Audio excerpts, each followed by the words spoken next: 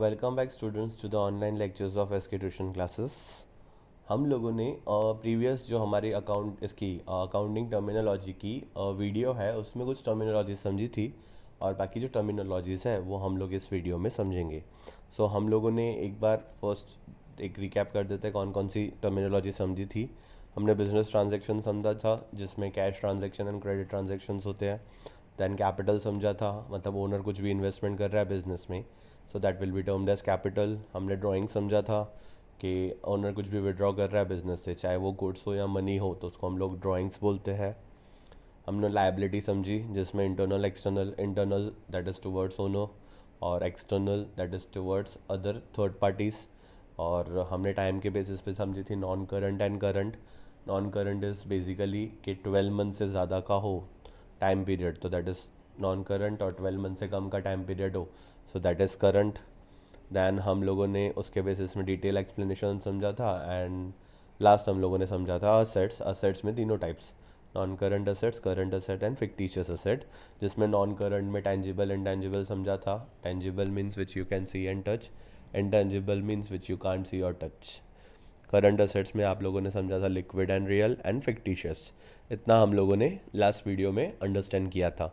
अब हम लोग आगे आते हैं। The first one is receipts. अब रिसिप्ट्स में आप लोगों के माइंड में एक चीज़ तो होगा कि रिसिप्ट्स मतलब क्या।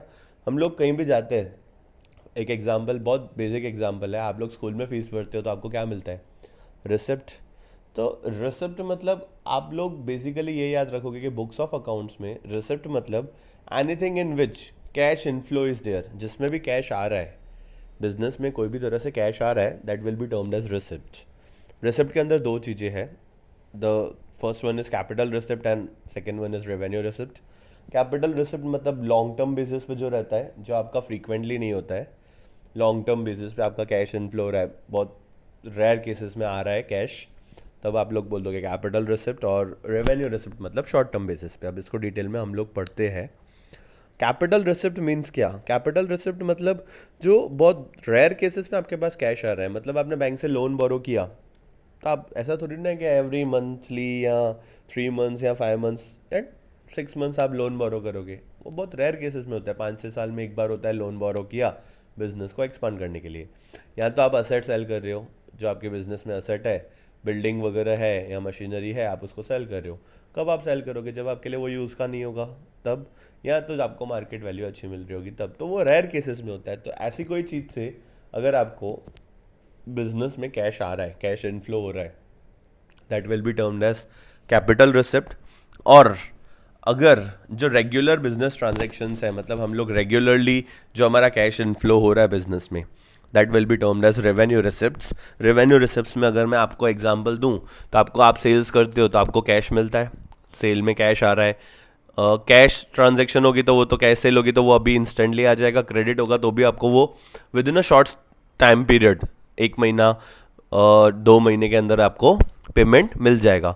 तो आप लोग उसको बोलोगे रेवेन्यू रिसिप्ट्स।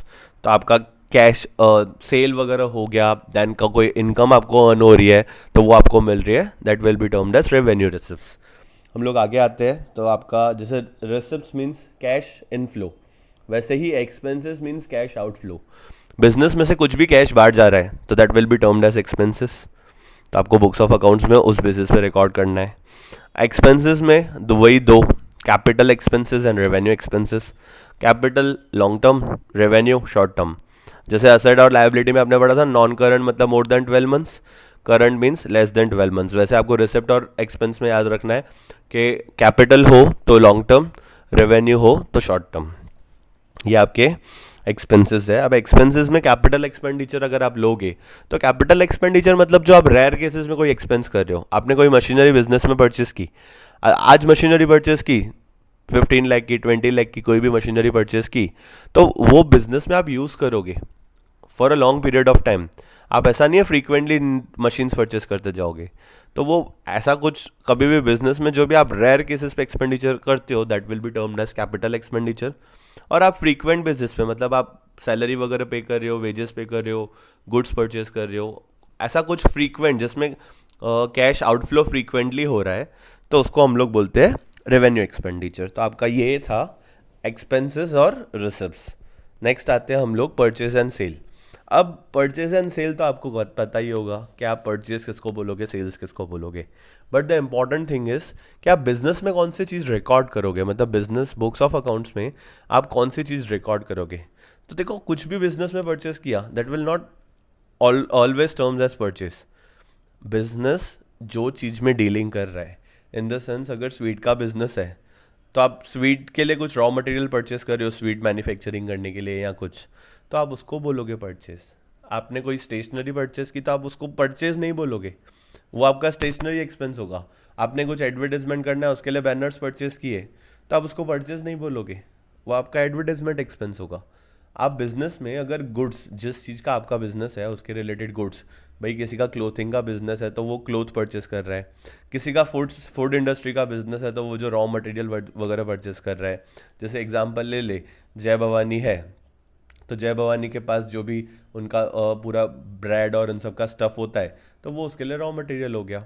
तो अगर ऐसा कुछ है तो उसको आप परचेस बोलोगे। मतलब जो बिजनेस जिस एक्टिविटी में रेगुलर ट्रेडिंग कर रहा है या डीलिंग कर रहा है उसके रिलेटेड अगर गुड्स है तो आप उसको बोलोगे परचेस, अगर वो गुड्स इनफ्लो है तब।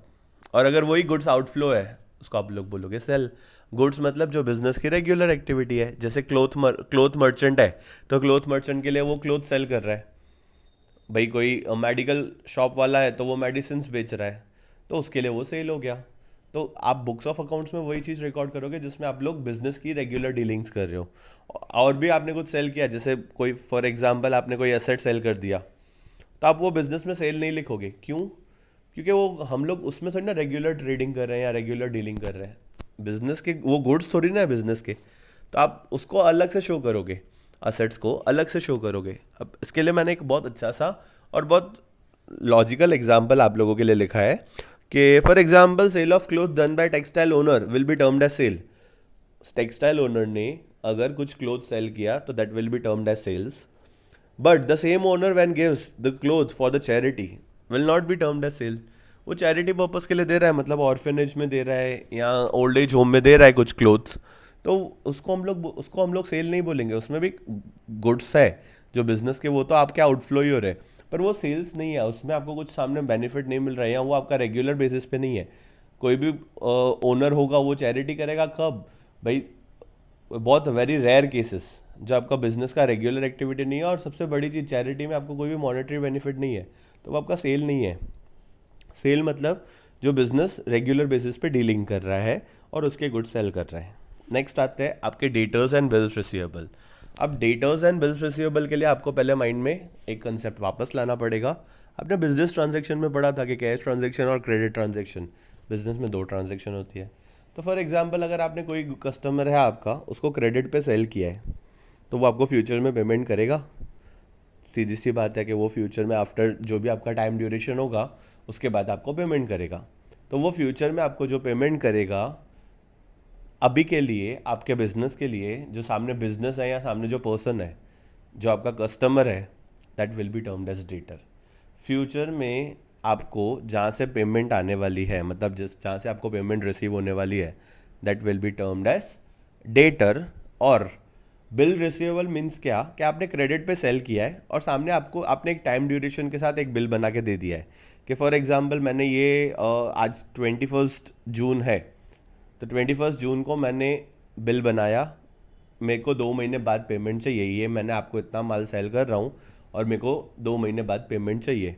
तो आपके 21 जून के बाद 21 जुलाई 21 अगस्त को सामने जो पर्सन है, अभी वो ट्रांजेक्शन तो हो गई, 21 अगस्त को सामने वो पर्सन को आपको बिल जो भी है आपका बिल ड्यू हो जाएगा, तो आपको वो सामने पर्सन पेमेंट करेगा 21 अगस्त। और उसके बाद वो आप आगे पढ़ोगे, 3 दिन ग्रेस के होते हैं, वो सब आगे पढ़ोगे, तो आपको वो पर्सन 21 अगस्त में पेमेंट करेगा।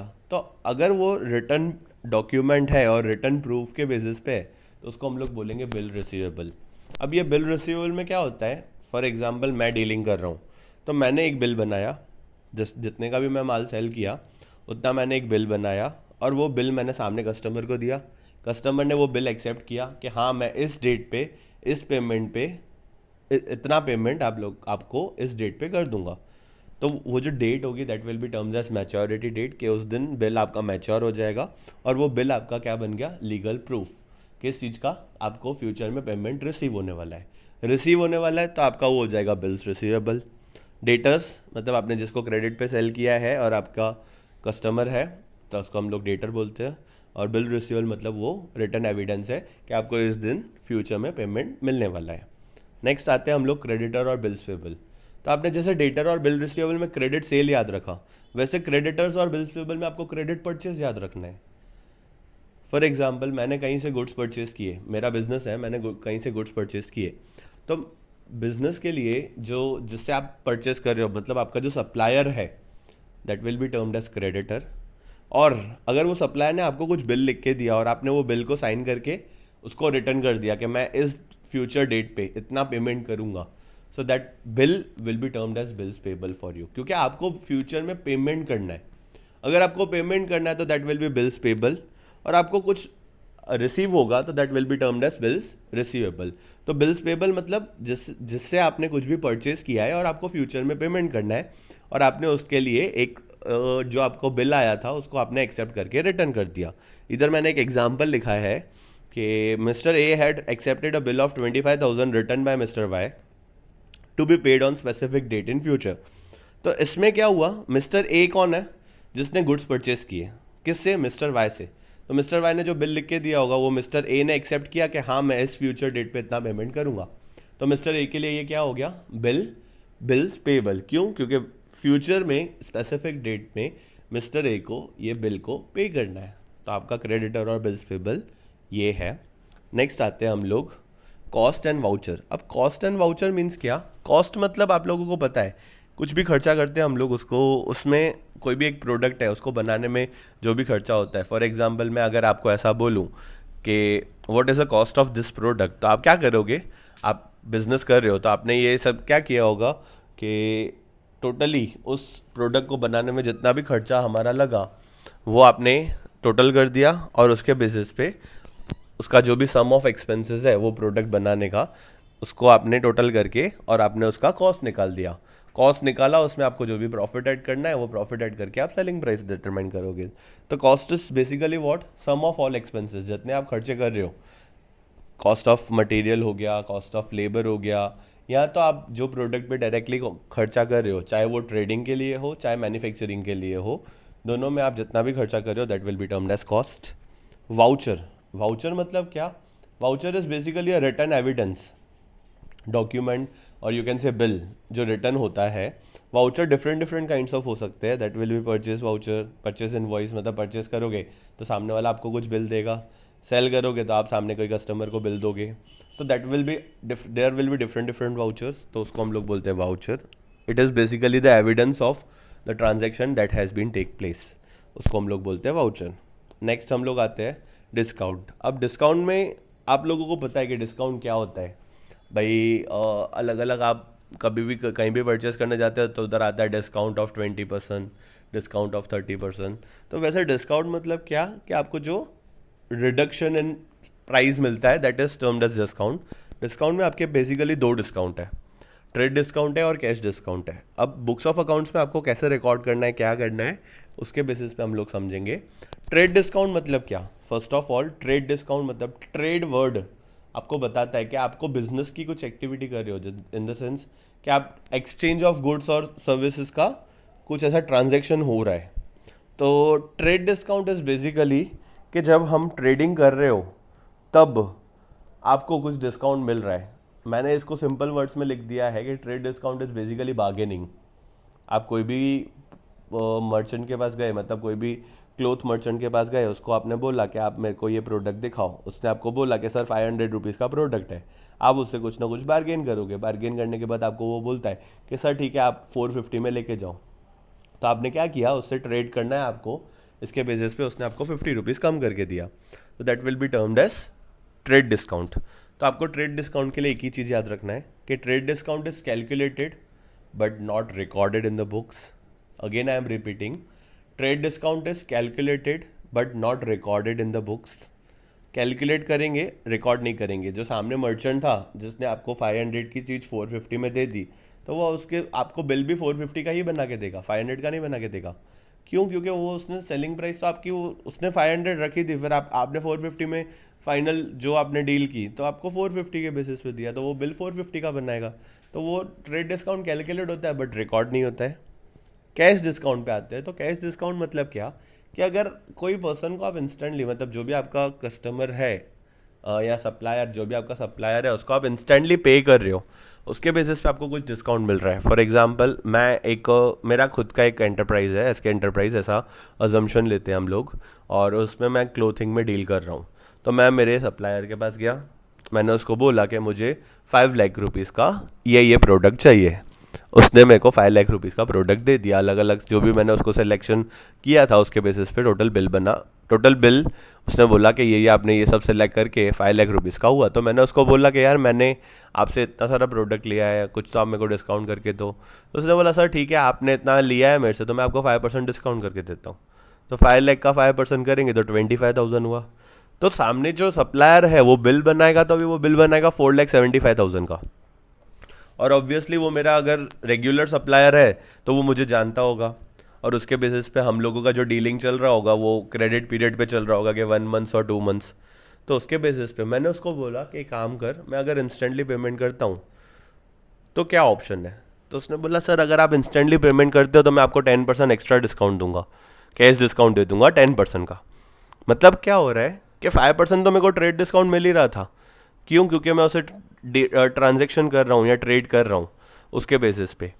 बट ये 10% जो है, अगर मैं उसको 2 महीने बाद पेमेंट करता तो ये मेरे को डिस्काउंट नहीं मिलता। मैं उसको इंस्टेंटली कैश पे कर रहा हूँ तो मेरे को ये डिस्काउंट मिल रहा है। तो मेरे लिए ये क्या क्या हो जाएगा? बेनिफिट।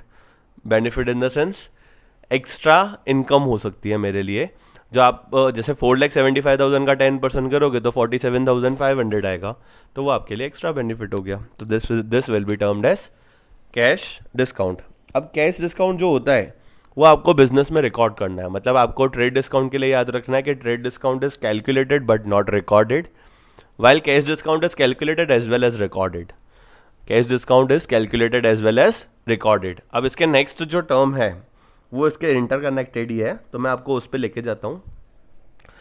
नेक्स्ट है आपका डिस्काउंट रिसीव्ड और डिस्काउंट अलाउड। अब डिस्काउंट रिसीव्ड मतलब क्या और डिस्काउंट अलाउड मीन्स क्या?